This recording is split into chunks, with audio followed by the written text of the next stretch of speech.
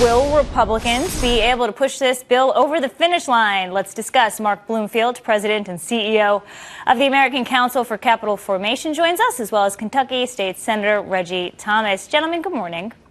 Good morning to you. So, I'm thinking about this trigger, and it seems like it has been thrown out. What Senator Corker wanted, hey, if this bill doesn't produce the necessary economic growth to pay for the tax cuts, let's raise taxes at a later date.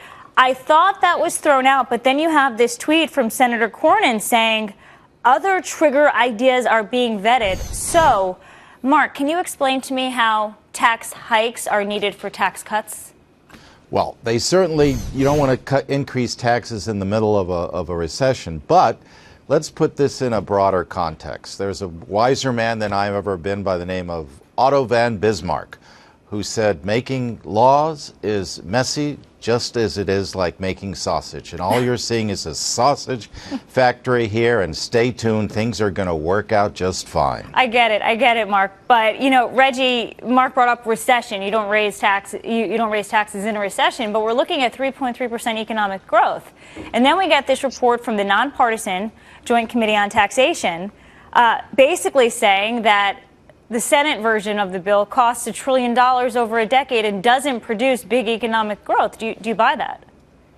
Oh, I absolutely buy that. But let's be honest. This bill was never about producing revenue. This bill has always been about giving away money to your wealthy 1% and to your big corporations. And while this bill is bad for Americans, I have to point out that it's especially bad for the people here in Kentucky, because one of the provisions in this bill is that it eliminates state and local tax deductions. And here in Kentucky, we have a state income tax.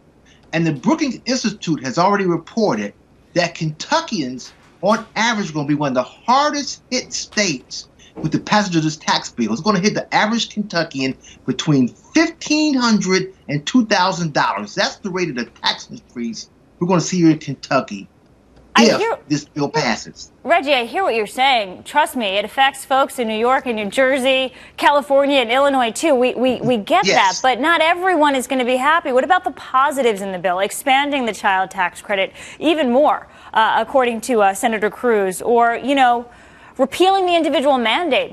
You can't make everybody happy with this, Mark. So where do you see the future? Do you think they're going to get this through, and when? Well, I was Secretary of President Reagan's transition group on tax policy, and I feel as good about it being done today as it was then. But let's stand with the fine gentleman from Kentucky, and let's stand with the fine lady from New York. I had a piece in the Wall Street Journal, I guess it was last week, where I talked about SALT, which is the state and local tax deduction, and I talked about economic growth.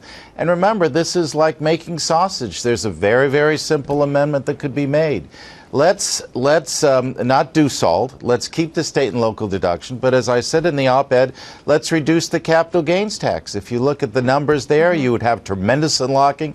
You'd have greater investment. You can keep your SALT, and you can you can find better ways to increase the economy. Now, one thing in terms of the gentleman from Kentucky that needs to be said, Obama wanted to reduce the corporate tax rate.